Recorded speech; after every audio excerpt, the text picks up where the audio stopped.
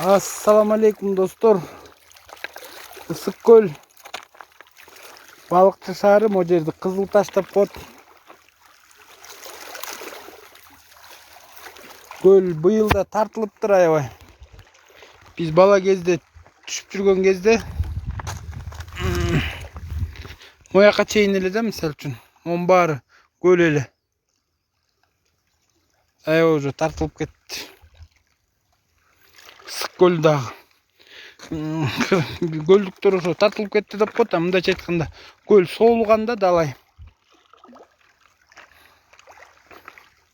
Бирок жылда кайра толуп, кайра тартылып турат, бирок мен ушу баамдап байкашымча тартылып атыптыр аябай эле. Монун баары көл эле да, мына мояка чейин.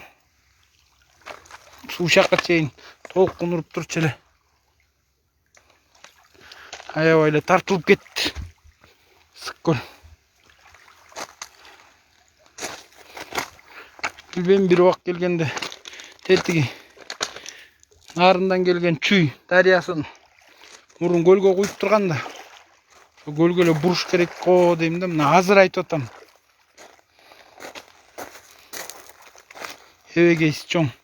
Ысык Көл, ал Чүй дарыясы Чүй областына жеткиликтүү берип, калганын казактарга жөнөтпөй буруш керек да.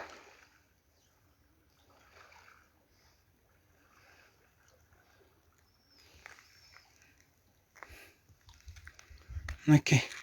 Аябай эле тартылыптыр, мына монун баары көл эле.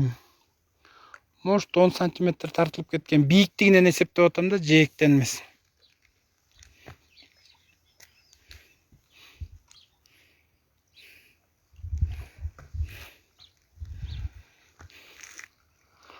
Ошон үчүн көлдүн дагы келечек коопту да. Мындай баклажкалар жатат. Өтө кайдыгер мамиле кылып атабыз Ысык Көлгө дагы. Албетте Ысык Көл дүйнөдөгү 5 көлдүн ичине кирет тереңдиги боюнча.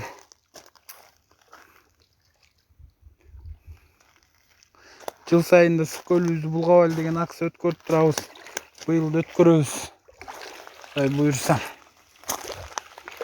Бирок мына кээ бир жана продуктту арзандайт, кымбаттайт деп айтсак, эмне кантип билип атасың дейт. Ал ошо кыракылык, данышманчылык, анализ жүргүзүп, ошонун негизинен айтылып атат да. Ошон үчүн Ысык Көлдү да коргогонго уже чоң суроо көтөрүш керек экен маселе.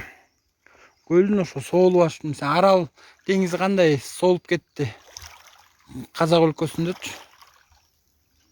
Ошо деле Ысык Көлдүн келечегинде күтөт ошондой. Ошон үчүн азыртан айтып, азыртан башташ керек да. Бала кезде мына моолардын баарын эле түшчү элек. Аяктын баары тартылып кетти.